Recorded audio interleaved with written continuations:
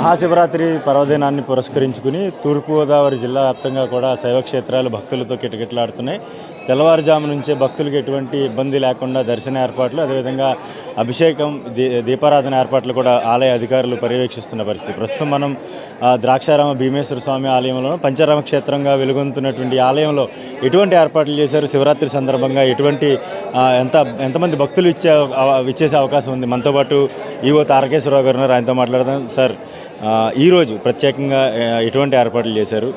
శివరాత్రి సందర్భంగా భక్తులు ఏ ప్రాంతాల నుంచి ఎంతమంది విచ్చేసే అవకాశం ఉంది, వారికి ఎటువంటి ఏర్పాట్లు చేశారు? ఓం నమ శివాయ.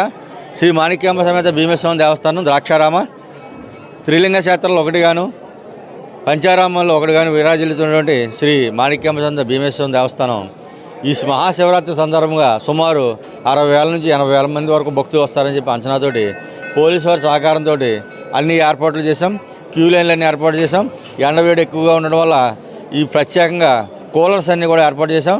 అలాగే క్యూ లైన్ వెంబడి మంచినీరు, మజ్జిగ, అలాగే పాలు కూడా మేము ఏర్పాటు చేయడం జరిగింది. ఉచిత ప్రసాదం, ఉచిత అన్నప్రసాదం కూడా ఏర్పాటు చేసాం. అలాగే ఎంతో ప్రాముఖ్యత చెందినటువంటి సప్తగోదావరి కూడా ప్రక్షాళన చేసి ఫ్రెష్ వాటర్ పెట్టాం. అలాగే స్త్రీలకు డ్రెస్ చేంజింగ్ రూమ్స్ కూడా పెట్టడం జరిగింది. అలాగే అన్ని ఏర్పాట్లు చేసాం.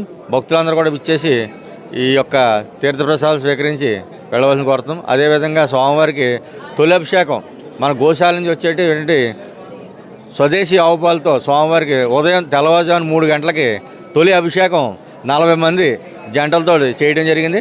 అనంతరం అమ్మవారి కుంకుమ పూజ, 4 గంటల నుంచి సర్వదర్శనాలు, ఇతర అభిషేకాలు కూడా మేము అలౌ చేయడం జరిగింది. భక్తులందరూ కూడా ఈ యొక్క అవకాశాన్ని వినియోగించుకున్నారు. తొలి అభిషేకంలో సుమారు 40 మంది జంటలు పాల్గొని ఎంతో ఆనందం వ్యక్తం చేశారు. అంటే స్వామివారికి ప్రత్యేకంగా చెప్పాలంటే అభిషేక ప్రియుడు అని లేటుగా వచ్చే భక్తులకి ఎటువంటి ఏర్పాట్లు చేశారు? అభిషేకం నిర్వహించుకునేందుకు ఎటువంటి ఏర్పాట్లు? మేము 4 గంటల నుంచి మేము అభిషేకాలు, దర్శనాలు కూడా ఏర్పాటు చేయడం జరిగింది. రాత్రి 11:30 వరకు కూడా ఇదే కంటిన్యూ అవుతుంది. రాత్రి 11:30కి స్వామివారికి లింగోద్భవ సమయంలో మహానివేదన చేసి మళ్ళీ 12 గంటలకి మళ్ళీ దర్శనం చేయడం. అంతవరకు కూడా నిరంతరాయంగా గుడి కట్టడం అంటూ జరగదు. నిరంతరాయంగా దర్శనాలు, అభిషేకాలు కూడా జరుగుతాయండి. అయితే ఎంతమంది భక్తులు ఇచ్చేసే అవకాశం ఉంది? వారికి క్యూ లైన్లు కానీ ఇక్కడ ఉన్నటువంటి సిబ్బందితో పాటు ఎవరన్నా వాలంటీర్లను కానీ అటువంటి సిబ్బందిని ఎవరినైనా ప్రత్యేకంగా నియమించారు? సుమారు 150 మంది వాలంటీర్లు వచ్చారండి. అలాగే 70 మంది పోలీసు బందోబస్తు ఇచ్చారు మా డిఎస్పీ గారు. అలాగే మహిళా పోలీసులు కూడా వచ్చారు. ఏ విధమైన అసౌకర్యాలు కలగకుండా మా సిబ్బందితోటి అన్ని ఏర్పాట్లు కూడా చేసాం. అలాగే సలువు పందిళ్ళు వేసాం. ఇలాగే గ్రీన్ మ్యాట్స్ కూడా కట్టాం. ఎక్కడ ఈ కాళ్ళు కాలకుండా గుడి చుట్టూరు కూడా మ్యాట్స్ కూడా వేసాం. అన్నప్రసాదం, ఉచిత అన్నప్రసాదం కూడా ఏర్పాటు చేసాం. ఏ విధమైన అసౌకర్యాలు లేకుండా అన్ని ఏర్పాట్లు చేయడం జరిగిందండి. చిన్నపిల్లలకు కానీ ఎవరన్నా వయోవృద్ధులు వచ్చినప్పటికీ వాళ్ళకి ఎటువంటి ఇబ్బంది లేకుండా ఎటువంటి ఏర్పాటు? చిన్నపిల్లలకి పాలు ఏర్పాటు చేసామండి. పెద్దవారికి మజ్జిగ ప్యాకెట్లు, మంచినీరు ఏర్పాటు చేసాం. అలాగే వయోవృద్ధులకి ప్రత్యేకంగా ఈ దిగే మెట్ల నుంచి సెపరేట్ మనం మెట్లు కూడా ఏర్పాటు చేసుకున్నాం. ఆ మెట్ల నుంచి తీసుకెళ్ళడానికి. అలాగే వీల్ చైర్స్ కూడా ఉన్నాయి వికలాంగులకి. ఏ విధమైన అసౌకర్యాలు కాకుండా అన్ని ఏర్పాటు చేసాం. అలాగే హెల్త్ డిపార్ట్మెంట్ వారు ప్రైమరీ సెంటర్స్ 2 పెట్టారు. అలాగే ఆయుర్వేదం సెంటర్ కూడా 24 అవర్స్ పెట్టడానికి కూడా వారు రాజమండ్రి నుంచి వస్తున్నారు. ఇప్పుడు మొదలుపెట్టి రేపు రాత్రి వరకు కూడా నిరంతరాయంగా వారు కంటిన్యూగా ఉంటారు. అలాగే ఆలయం లోపల, ఆలయం బయట ప్రాంగణంలో కూడా ఈ హెల్త్ సెంటర్స్ని కూడా ఏర్పాటు చేయడం జరిగింది.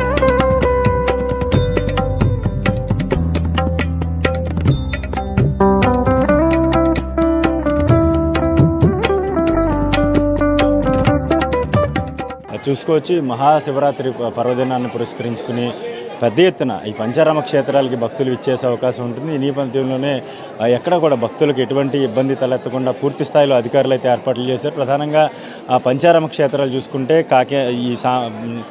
భీమేశ్వర స్వామి ఆలయం ద్రాక్షారామంతో పాటు సామర్లకోట భీమేశ్వర స్వామి ఆలయం కూడా పెద్ద ఎత్తున భక్తులు పోటెత్తుతుంటారు. అమరావతితో పాటు పాలకొల్లు, నరసాపురం, భీమవరం ప్రాంతంలో ఉన్నటువంటి పంచారామ క్షేత్రాలను దర్శించుకుని చివరిగా ఈ ప్రాంతాలకి విచ్చేస్తూ ఉంటారు. ఈ నేపథ్యంలోనే ఆర్టీసీ అధికారులు కూడా ప్రత్యేక బస్సులను ఇక్కడ ఏర్పాటు చేసిన పరిస్థితి ఉంది. వీటితో పాటు శైవక్షేత్రాలు, ప్రముఖ శైవక్షేత్రాలుగా ఉన్నటువంటి ప్రతి ఆలయంలో కూడా ఇదే తరహాలో భక్తులు పెద్ద ఎత్తున స్వామివారిని దర్శించుకుని అభిషేకాలు నిర్వహించుకునేందుకు మాత్రం వచ్చేస్తున్న పరిస్థితి.